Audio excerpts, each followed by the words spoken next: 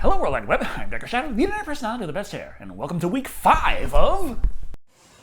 The Saga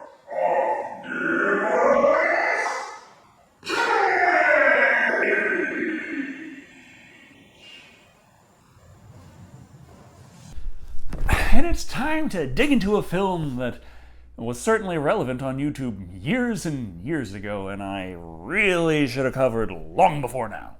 The Wicker Man! You know, not the bees. The Nicolas Cage movie is a 2006 remake of the 1973 film with the same name, though remake could be pushing it a bit, as the original took place in Scotland, while this one takes place in Washington State.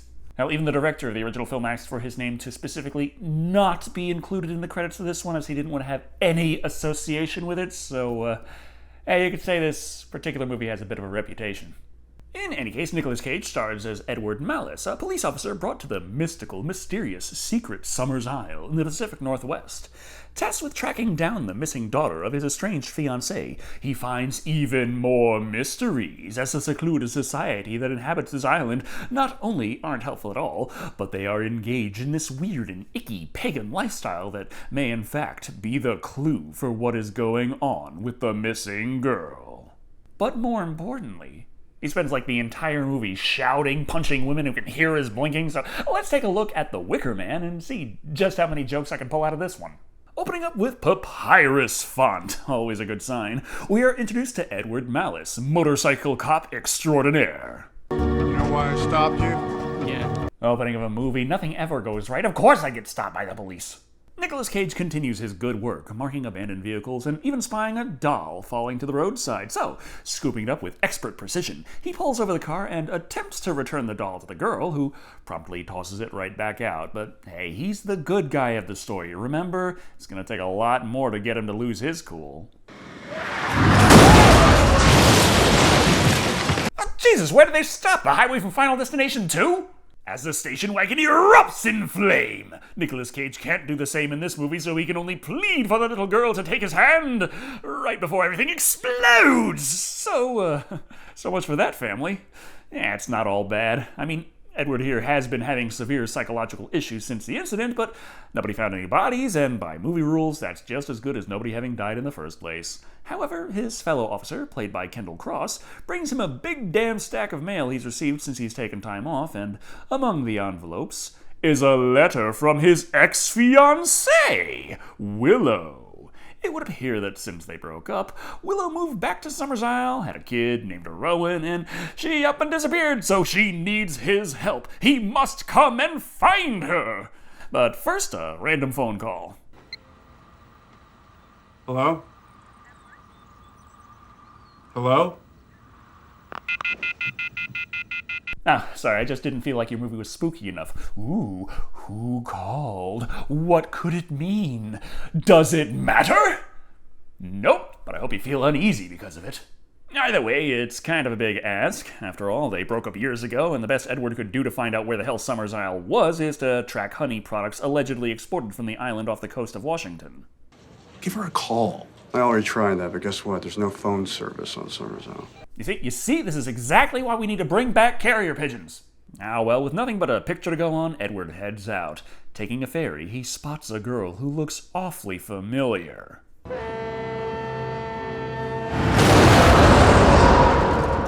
Though after getting smashed by an 18-wheeler, they all kind of look alike. Not to worry, it's just one of those hallucinations again. However, the ferry doesn't go to Summers Isle, just close to it. Eddie here has to bum a ride from a local pilot who makes deliveries to the island. At first, he refuses. Private island, forbidden and all that, but that's nothing a smooth $100 can't fix, and he gets dropped off shortly after. Of course, he is noticed right away, but that only means he can explain that he was asked to come. He's a cop looking for a missing kid. More important than that, though. What's in the bag? A shark or something? I have absolutely nothing to add to that line, but if I don't stop and showcase it, I'm never going to hear the end of it in the comments. Anyway, the inhabitants are less helpful than they could be. Just a tip there, it often helps to actually glance at the photo. Well, maybe she got a lazy eye, I don't know. They do say that Willow does live on the island, though, but more importantly, the shaking bag is bleeding all over the place, and they offer Edward the chance to peek inside.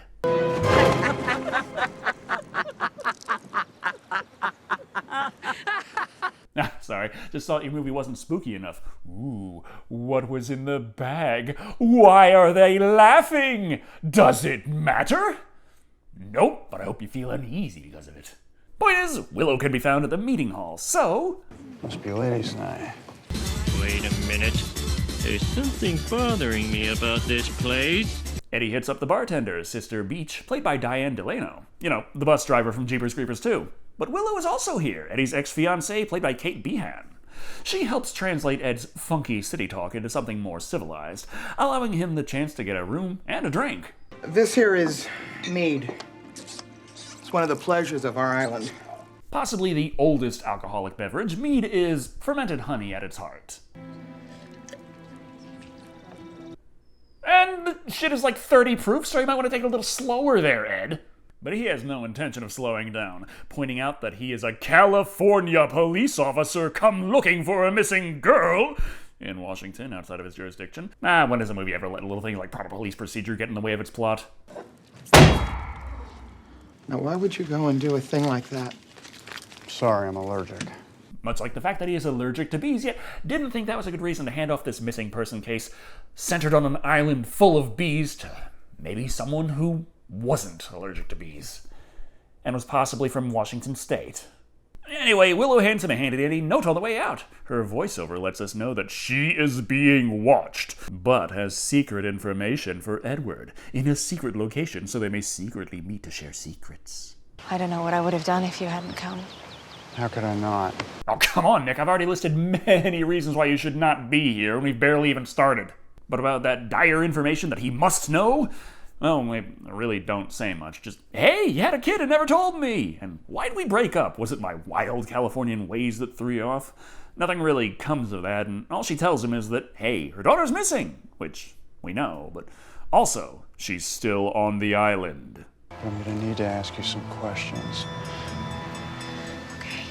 I'll meet you again as soon as it's safe. I have to go now. Jesus, the man could have gotten more useful information out of a fortune cookie.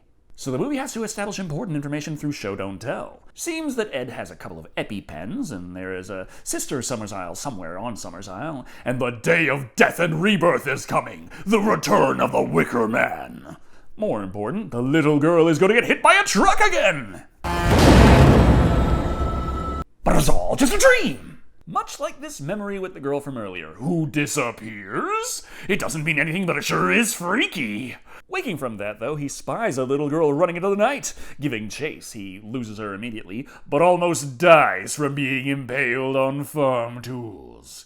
Again, leads nowhere, but now that's what I call tension. But it's time to establish a real crisis for this movie.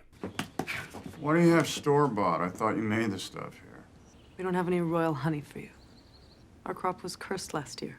Which makes me wonder where the hell they got all that honey to make that mead to just serve up willy-nilly, but Sister Honey, played by Lily Sobieski, offers him plain sugar instead, but then he notices the wall of pictures. Festival pictures, with the one at the very end missing. So, continuing his investigation, he questions Honey. She's just about as helpful as anyone in this island, but there is one thing about her. When you leave, will you take me with you? Ooh, Honey is looking to get off the island, getting sweet with Edward. What does this mean with his relationship with his ex-fiancée? Absolutely nothing. They pretty much never bring it up again. There is a schoolhouse on the island, though, which is where the girls learn about men. And Daisy, will you tell us what man represents in his purest form? Phallic symbol, phallic symbol. I mean, they're not wrong. The teacher, Sister Rose, played by Molly Parker, doesn't appreciate Eddie here barging in and interrupting their lessons with his silly investigation. But oh, would you look at that? Absolutely every single girl in this school swears up and down that they have no idea who this Rowan is, and don't recognize the girl in the picture. Not to be deterred, Ed says fuck it and digs through the attendance record. You little liars. Ooh, now you got him angry. Nick's gonna bust a cap in every single one of y'all children of the corn-looking motherfuckers. Speaking with Sister Rose outside, he demands answers, which naturally he doesn't get, just more gobbledygook. Maybe Rowan's dead, but they're not saying. They don't use terms like death. You see, we believe That after the human life is over, the soul lives on. Then wouldn't that make you going around and pretending like she never existed in the first place make even less sense? Either way, Rose tells him she's dead and buried in a churchyard as Willow requested, because she'll burn to death. Scratch that, change it from future tense to past tense. But he has to get directions to the church from the totally unrelated character, Sister Thorne, played by Molly Parker. Hey, didn't I just speak with you? Miss Rose, Sister Rose? No, you didn't. Sorry, just thought your movie wasn't spooky enough. Ooh, who is Sister Thorne? Why does she look just like Sister Rose? Is there a connection? Does it matter? Nope, but I hope you feel uneasy because of it. Finding the gravesite, Ed finds Willow. She insists that her daughter is not dead and buried, however, that this grave is just for show, mainly because Willow isn't on the best terms with Sister Summersisle, the lady who runs the joint. Still hard to get any info out of her, though. She just kind of squawks noises here and there that sound vaguely worried. Don't worry, it's... you know? No, I don't know. I do not know that our daughter's gonna be okay. But what's this? It turns out her daughter is his daughter! Man, who could have seen that coming? What with them never ever establishing any other man in her life. So this lights a fire under his ass, and he's even more determined than before. So this is where you last saw Ron? Yeah? Can you give me the details? It's important. And somehow she managed to become even more apathetic. Didn't think that was possible. So this investigation is going just about as terrible as usual. No bother. The airplane has come back, thus Edward rushes out in hopes of using its radio. However, when he gets there, no one's around. No, can't just barge into his plane. That would be rude. So he decides to sit around and wait for the guy. For a long, long time. But what's this? Rowan's drowned carcass is just below the water's surface. So he dives in to rescue her corpse.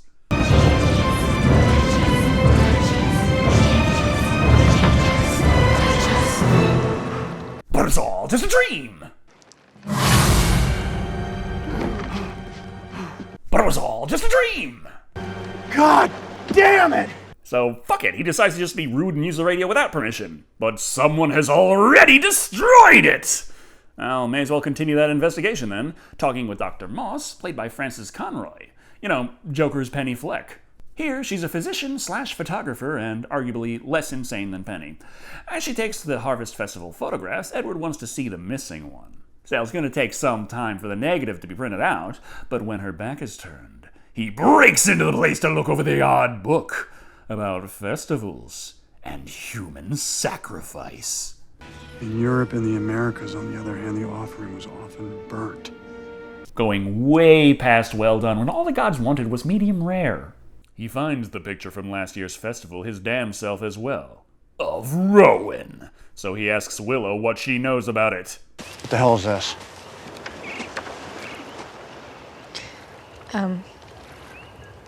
It's a picture. Oh, thank God we solved that mystery. Ed is upset that she still has been keeping secrets from him when he's trying to investigate their daughter's disappearance. I don't know anything else. You live here. You must know something. Yeah, you would think. So she is absolutely no help, and Edward decides, screw it, gonna go ask this Summersisle lady about this. I mean, it's either that or the rocks, which would be about as helpful as his ex-fiancée at least. However, on his way, he goes straight through the bee fields, hitting bees, running from bees, and being besieged by bees. Fortunately not dying from his allergy, though, instead waking up under the care of Dr. Moss. When they brought me to you, you were near death, clearly. So I treated the danger in the old way. So, vibrators and cocaine? As luck would have it, his carcass was hauled to the house of Sister Summersisle herself, played by Ellen Burstyn. Well, first things first, a little girl is missing, and I'd like to exhume the body of a grave that allegedly holds her. But this conversation gets weird quick. It becomes apparent that Sister Summersisle is more than just the mayor of this little hamlet. She fancies herself the avatar of their goddess, and their society's rules are still just as weird. We don't murder here. Uh-huh. Yeah, well, even if a victim complies, it's still murder. I don't think Edward has much room to call people out for being peculiar after audibly blinking. Furthermore, men in their society live separately as a nice handy-dandy servant class and breeding pool, as the goddess wants, of course.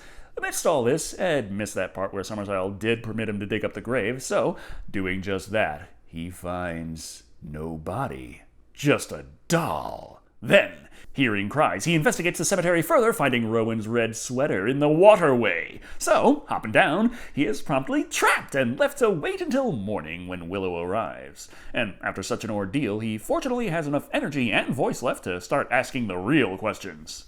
How'd it get burned? How'd it get burned? How'd it get burned? How'd it get burned? I don't know! In the summer shout. Didn't you see? Well, he intends to find out. It's the day of death and rebirth, and he heads back to see Sister Summer's Isle. Behind door number 1 is a deformed man, and door number 2, a naked woman covered in bees. Well, we're throwing caution to the wind here. Nick is going full Rage Cage mode, doing everything he can to save his daughter, such as stealing from teachers, Step away from the bike. yelling at locals. I don't need anybody's goddamn permission. You have my permission to stay out of the fucking way. Kicking indoors, and finally having a little heart-to-heart with Sister Beach. Or fist-to-face, either way. Scoring him a swanky bear costume that he must fight Sister Honey for as well. Fortunately, she weighs like 115 pounds anyway, and with the bear costume, he can infiltrate the festival, sneaking among the locals until he spots Rowan. So he runs to save her! What is it? What's wrong, sister? Don't be frightened. Yeah, it's just a bear running straight at you, punching out women left and right. What could you possibly have to be afraid of? So he finally finds Rowan, played by Erica Shea Gare, who, believe it or not, is still acting and voice acting to this day. Anyway, Ed unties her and flees into the woods, daughter in his bare hands. Very fortunately, only a few pursue them, and Ed manages to easily slip away. But then... Hello? Hello? Pete! Pete! Help us! Help! Please! Please help! I don't lose any sleep over it, Ed. They were probably just calling about your bear suit's extended warranty. He's not the best at escaping the island with his daughter, though. You see, they stop holding hands, and Rowan runs out in front of him, leading the way, and surprising absolutely no one, leading him right back to the big old group of villagers, who he really should have been able to see, but, they were out of frame. Now it's time for the big twist. They never were gonna sacrifice Rowan. They intend to sacrifice Edward Malus. Your fate was sealed many years ago when she chose to be with you. So he just really lucked out with not only a child happening to be female, but knowing that your crop was going to fail that many years in the future and you'd need this contingency plan. It's a hell of a farmer's almanac you got there. This is a story whose chapters were carefully written. Yeah, sure. And there's nothing he can do about it, as his gun has no bullets. Willow snatched them while he wasn't looking, and then... I have to stop the review to explain something real quick. This is the part where we have the big difference between the theatrical edit and the unrated version. Not only in the fact that the torture scene you all know and love isn't in the PG-13 theatrical edit. And also, at least on my DVD, the unrated version is presented in a 4:3 aspect ratio, so let's prepare for the torture. Edward is grabbed, held down, and then they use big damn hammers to smash his knees the other way around. Then, of course, they cage his head, and... Oh, no, not the beast! Not the beast! Ah! Open my eyes! My eyes! Ah! Ooh, the bad CGI bees. Even in only DVD quality, they still look fake as hell. And there he is screaming about them being in his eyes, which, to be fair, considering they weren't actually there and they added them later, they could have done that, but for some reason they didn't. Now, this would kill the shit out of him, but don't forget those handy-dandy EpiPens he brought. Now that's over with, let's hop back to the theatrical version for the finale. What is the Wicker Man? Well, it's one big damn man made of wicker that they haul Edward up into and then light it on fire. Hey, I heard you like Burning Man, so we're burning a man in your Burning Man so your man can burn while your man burns.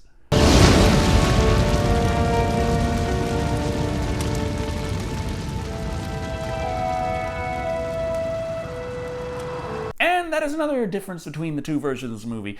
In the unrated version, it ends there right after the burning. And in the theatrical cuts, there is a whole separate epilogue scene that plays out that actually makes it a longer version of the movie. And it's plain to see why it wound up on the cutting room floor. So it doesn't really add anything. I mean, cool, James Franco is in this movie as well, but he's just there to talk about how he's going to the police academy while he hooks up with this cool lady he met at the bar. You know, Sister Honey. So, yay! Sequel bait! My favorite. Anyway, that was The Wicker Man. Man. The Wicker Man. I gotta say, I like it better than when I first saw it, but that's not to say that I think it's aged well or not haphazardly written. I just know now that it's Nicolas Cage's The Wicker Man and am just here to laugh at it with the rest of you. Interestingly enough, that is a criticism that Cage himself has responded to, that the movie was unintentionally funny. According to some interviews the man has given, we got it wrong. It's completely intentional. The movie is a black comedy. However, I don't think that really helps it much either. I mean, sure, I don't hate it for its failures as a horror film, but as a black comedy, the first two acts are just as slow and the comedy very unbalanced. Now, when it comes to these kinds of flicks where it builds up to some big twist at the end, that usually makes rewatches more interesting as you can notice little nuances to scenes and pick up on things that you might not have noticed the first time around. That means even if a twist is spoiled to you, you still get newfound respect for a movie upon repeated viewings. The Wicker Man really doesn't have that, though. It's got points that are just supposed to confuse you for the sake of being confusing, that don't make any more sense upon the second or third time around. Knowing that Edward was brought there to be a sacrifice doesn't make the movie make more sense, it actually makes quite a few scenes even more confusing when you take that into account. I mean, they guide him there to his destiny by keeping their mouths shut and refusing to lead him in any direction at all, while also allowing him to almost kill himself on more than one occasion. Really, not the best plan, but anyway, you knew that already. This is The Wicker Man, and it comes in at 2 broken knees out of 5. If you can appreciate a movie for just being stupid fun, it has enough of that, but still kinda light on the humor for the full 90 minutes. Thank you all for watching. I have been Decker Shado. And remember, if the missing child case that you're investigating turns out to be your child, that is personal involvement, and it is still procedure to get someone else to do the investigation.